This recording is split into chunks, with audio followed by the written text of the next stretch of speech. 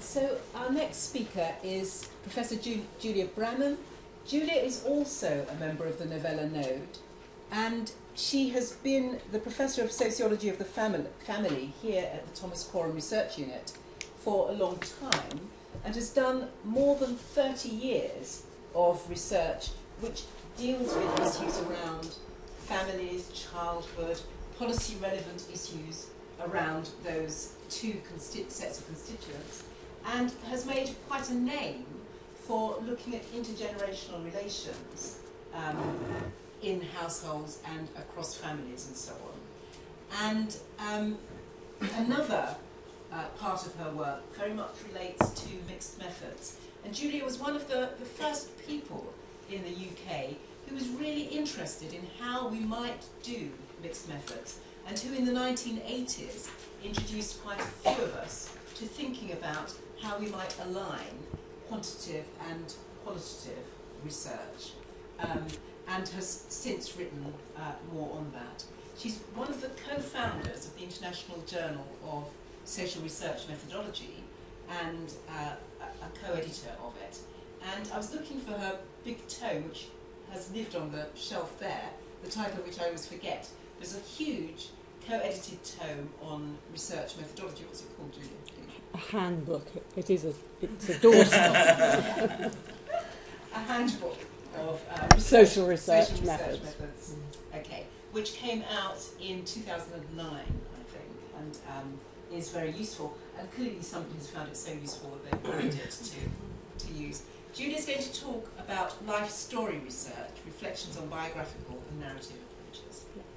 And I have to say, I'm not a narrative analyst, but maybe a little bit of an analyst of narratives. And these are some of my beginnings. But what I really want to do is start with a few observations, how I came to be more aware, I suppose, of the form in which people respond to our questions, particularly in what we typically call semi-structured interviews. So I didn't start off looking for narratives and life stories. And I guess it was sparked by me by people telling me stories somewhat spontaneously in the course of their interviews. And going back to the very early 1980s, I was doing field work. I was a field worker for a very large study of working class mothers in a particular area of London, which was aimed to look at the etiology of depression amongst women. And we had to do, as part of the 4-hour interview, what is called a very intensive psychiatric interview called the present state examination, which we were all trained in. And we had to ask people when, if, and over what particular period they'd experienced a vast range of imaginable and unimaginable psychiatric symptoms. The study didn't have any interest in women's own understandings of their conditions, and the interviews were never transcribed, and the women's stories were lost. But what has stayed with me, I guess, over 30 years, is that the way in which decontextualized, unaskable questions provoked stories of people's lives, and did indeed provide insight into mental illness. And I remember particularly my first foray into the field, and the shock I experienced, which actually has completely overlaid my memory of the story that the person told me. But I got to the question, do you ever feel like you're falling off the edge of the universe, when a young mother began to recount the story of her life. And all I can remember of that time was her little child busy trying to destroy the sound system in the sitting room, and me trying to prevent this, and the mother was completely oblivious of it. And I could tell you more stories that I do remember of how those questions about psychiatric symptoms provoked stories of people's lived experience. but what I thought was interesting was that these stories emerged very early on in the long interview and in response to these very specific questions. I also have wondered since whether the way I sold the study to the women was important. And I have to say, contrary to the instructions of the director of the project, who would have had a fit if he'd known, I used to tell the women that I wanted to hear about their lives and what it was like in the early 1980s, which was Thatcher's Britain. And I also began to notice that people quite often decided when they wanted to tell their stories. And one particular instance springs very clearly to mind. I'd rung the woman a number of times, and finally she agreed on a particular day and time. I got to the house, and she opened the door and said she was ready. I can't recall the order that she gave these explanations, but it went something like this. I bought a dog, dyed my hair, and got rid of my husband. And clearly, the readiness of this woman to be interviewed was prompted in some way by a life course transition. Then I moved on to a new study which had a much wider social class profile, and I encountered such experiences less often. But I began to realise how unpredictable storytelling was. And in the late 1980s,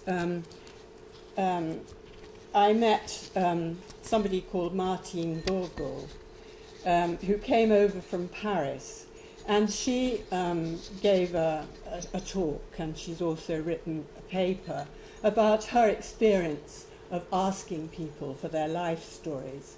And hers was the very obverse of mine, in that when she asked people for a life story, only a few people actually took up the challenge, although she hastens to say that it's not that these people lacked narrative competence.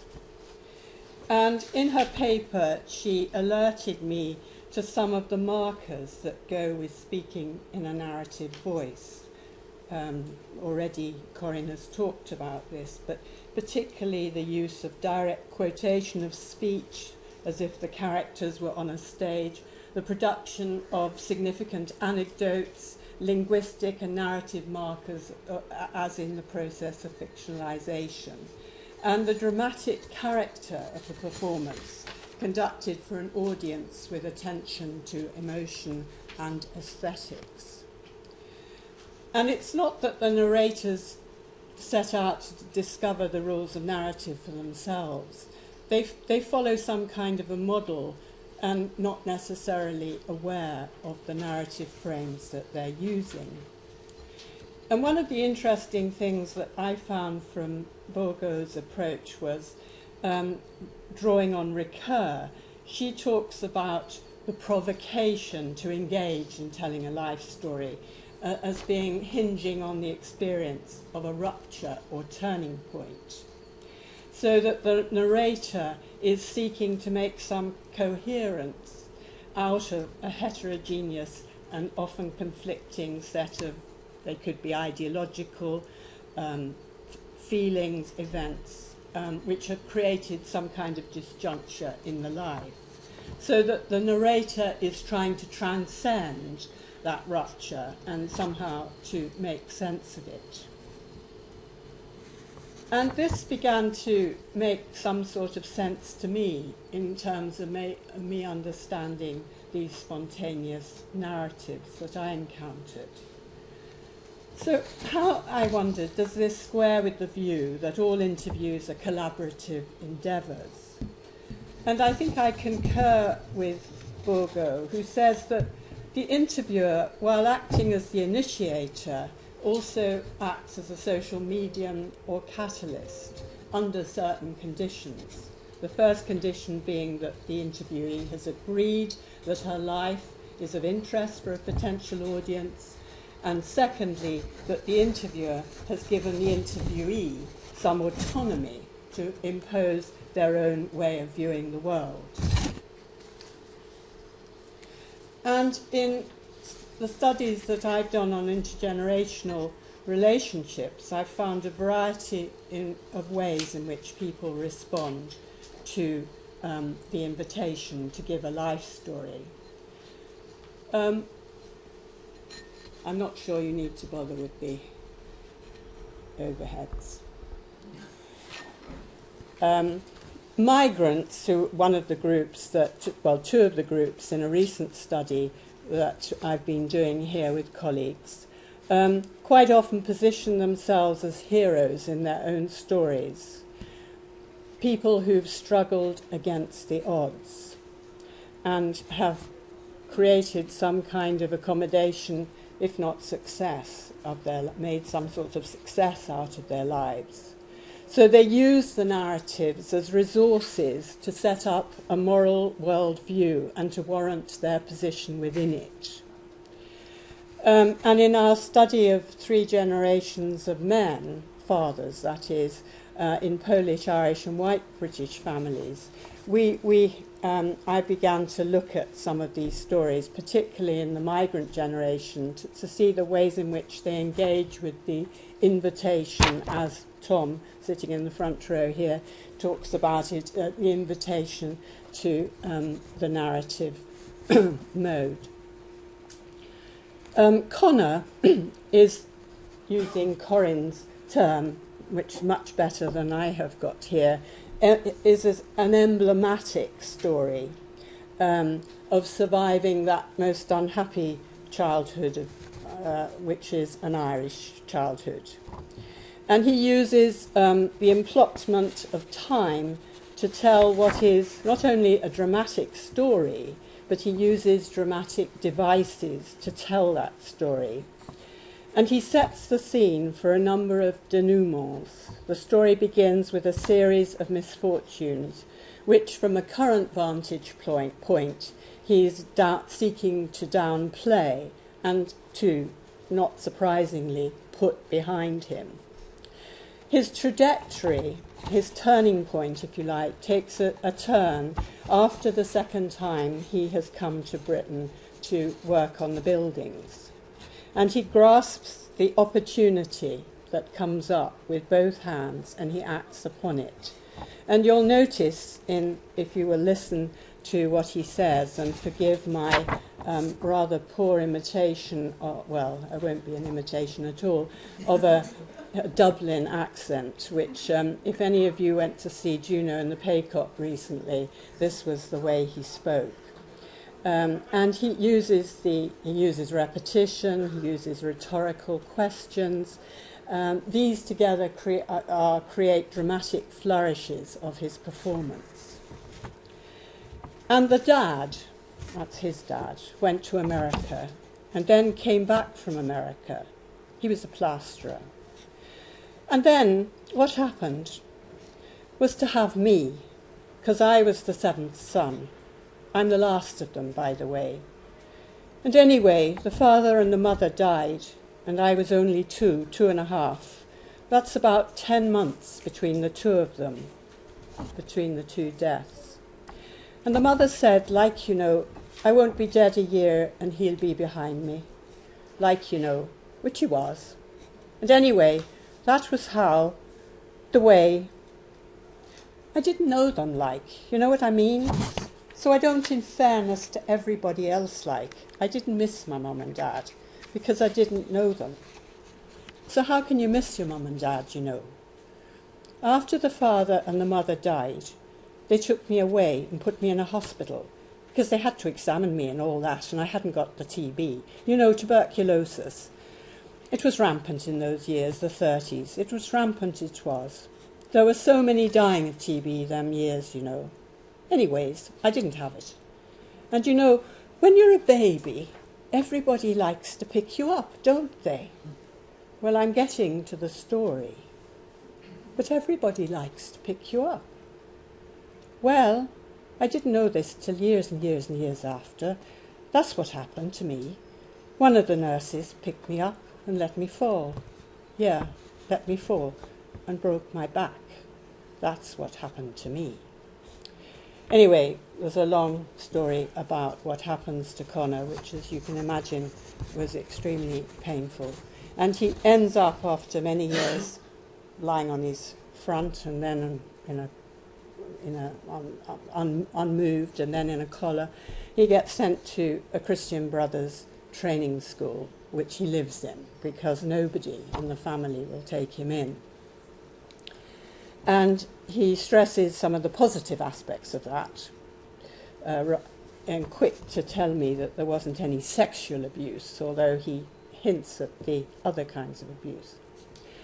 Anyway, the break in his life comes when the second time he comes to London.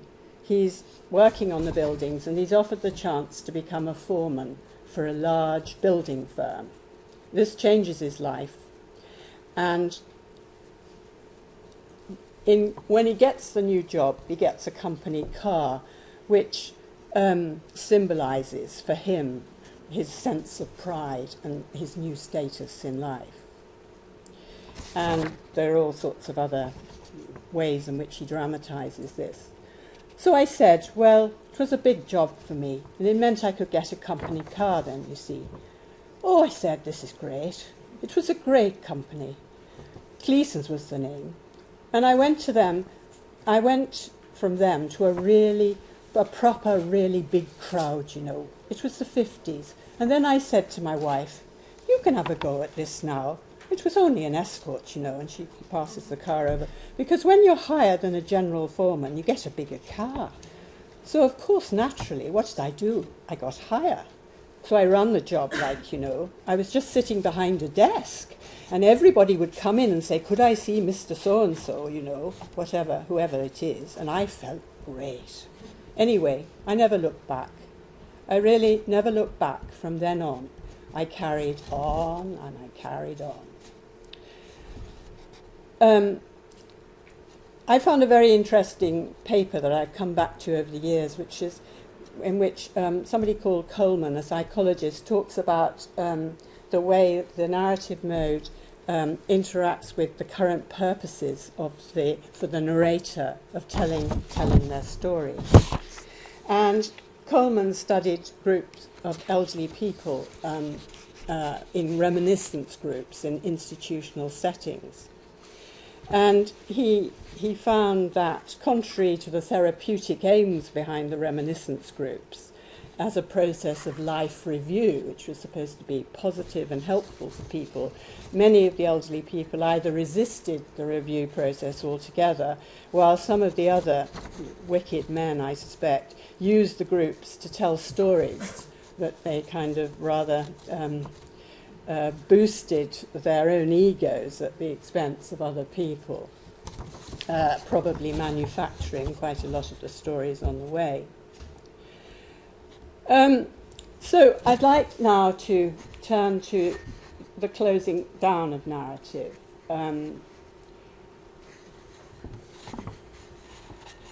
Not all people, as I've said, people reject the narrative mode altogether, only barely hinting at a life untold. And one example is another of our Irish grandfathers called Eamon, who was 84 and very frail at interview. He came to London at 19 and worked in construction most of his life, and he was very poor health and sadly has since died.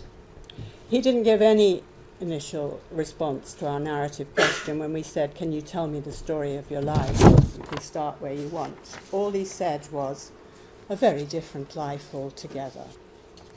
Anne Mooney interviewed him, and she wrote in her fieldwork notes, he was very quietly spoken. It was difficult to understand him at times. Given this fact, I found it impossible that he couldn't respond to the squin. I decided that the best thing to do was converse with him. I therefore spoke much more than I usually would.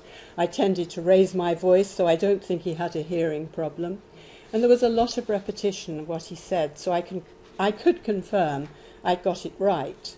His answers were very brief to start with, but as he relaxed, he began to expand. And some of his life story does indeed unfold as he recounted what Anne describes as the small stories along the way. In response to, he does give some clues about his life, for example, as a child, but it's not a narrative. And I'll give you a little flavour of this. And Anne, this is, did your dad work long hours? Was it hard work? It was. He had a very, very soft West of Ireland accent. That time there was no work, only the farm, and there was no money. 9 shillings a week he used to get, dole money, to feed 7 of us. Anne says, I've spoken to some grandfathers about your age who came over from Ireland, and they didn't have electricity in the farm. Eamon says, no such thing. No such thing as a tap in the house. All they had was turf for the fire. Everything was cooked on the fire. And Anne echoes this. Everything was cooked on the fire, was it? A turf fire. And then Anne says, was it cold in the bedrooms? It certainly was. And it kind of goes on like this. As Ricoeur suggested in his discussion of identity as this process of emplotment, there's a tension between ourselves as a sense of having a sense of continuity and the attributes that we have which we remain the same over time, and the sense of ourselves as discontinuous or changing, how we see ourselves as we once were and how we will become. And when Anne asked Eamon what it means to be Irish, because he described himself as Irish, he said, it's just that I'm Irish and that's it. And he added, but I'm here so long now. So his answer's quite definitive. His identity is not something he suggests he's had a struggle to hang on to, but somehow there's some sort of sad music in the remark, I'm here so long now. And I listened to the tapes again, and I did wonder whether he was thinking back to a remark he'd made earlier about having once wanted to go back to Ireland to live, but his wife wouldn't have any of it. But he doesn't tell us any more. So time is pushing on, so I'll just... Corinne has already talked about some aspects of what I was going to say about the way we've approached our analysis and the design of our study, drawing very much on a case study approach, looking at cases of individuals but also cases of the intergenerational group, using a comparative approach across chains and across individuals. The importance of selecting your cases and choosing them is critical in this kind of design. The importance of contextualizing and of thick description, as Geertz calls it, and the multi-layered nature of a contextual approach, that you may have to draw on data relating to the interview context, the data relating to the micro level of families, the data relating to a meso level, it might be workplace, the data relating to the macro context or even the global transnational context. We use the Benin method, and we all trained with Tom and Prue Chamberlain many years ago now. These are some of the aspects that we adhered to as well as we could.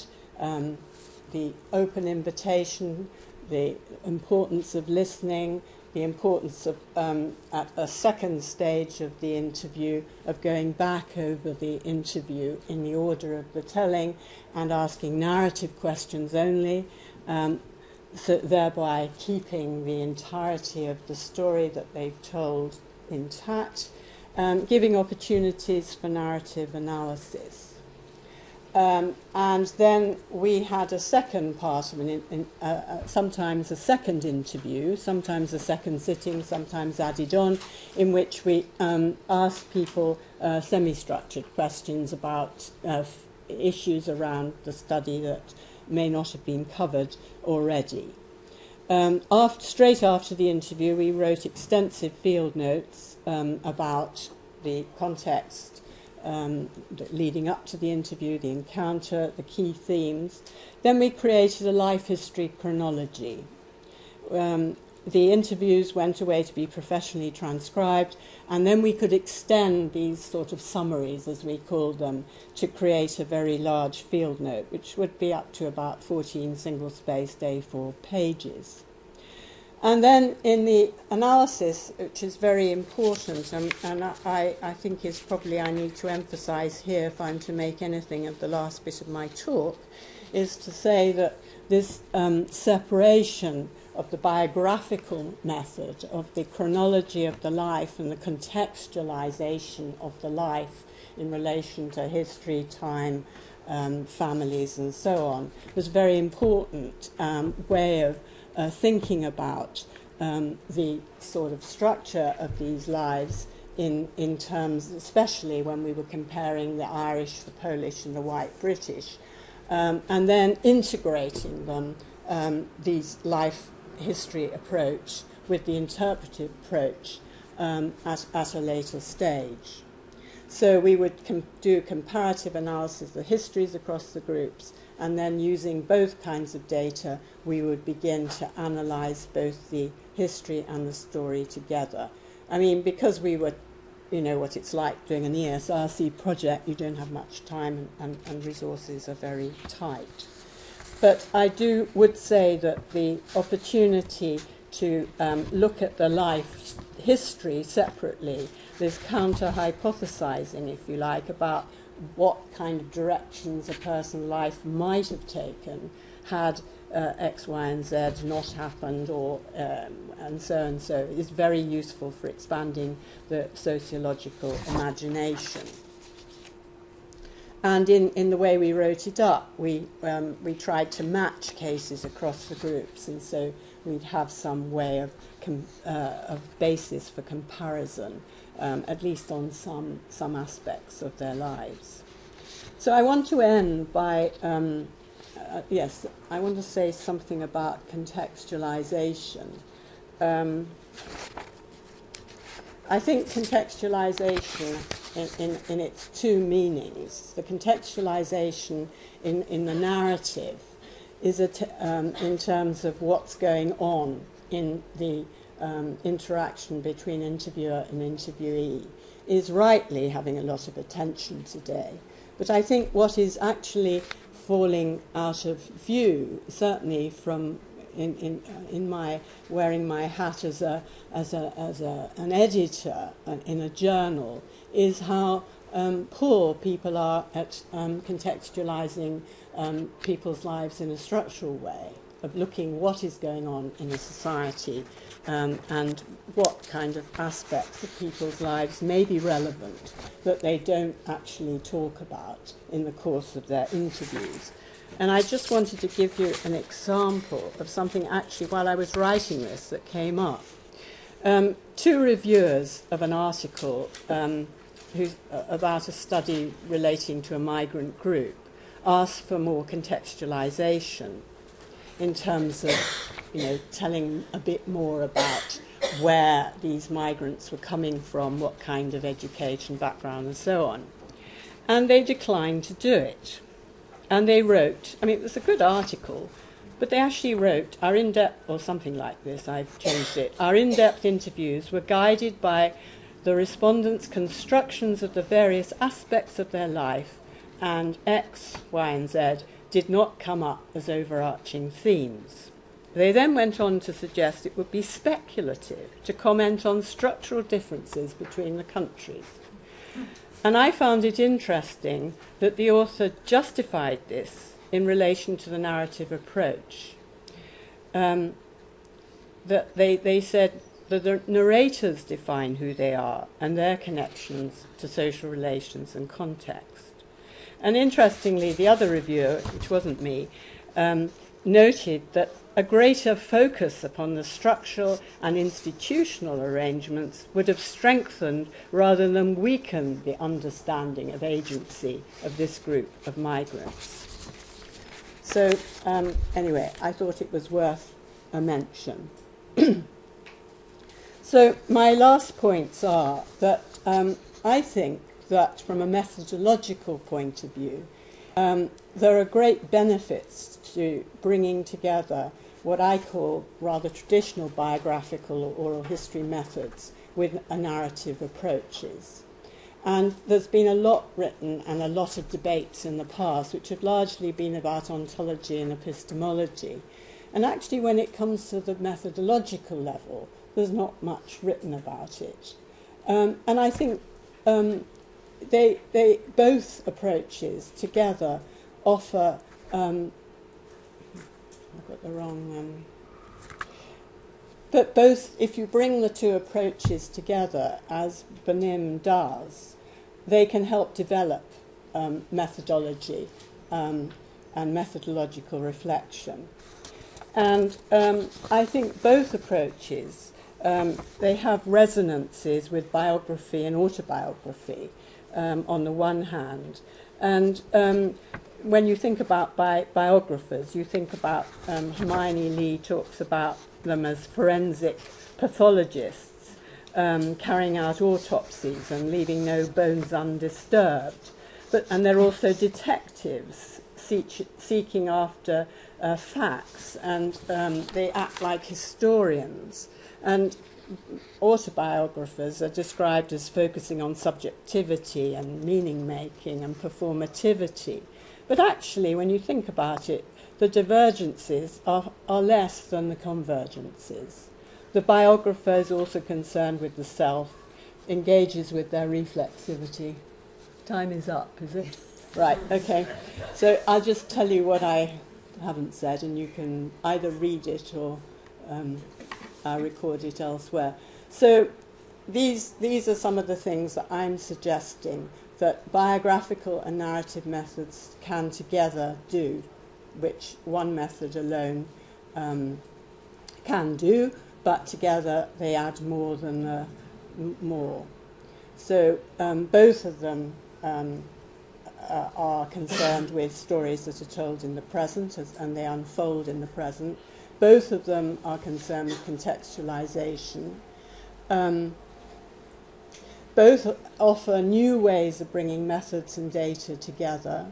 And in the globalizing world, there's more and more interest both in experience and in trend and comparative data.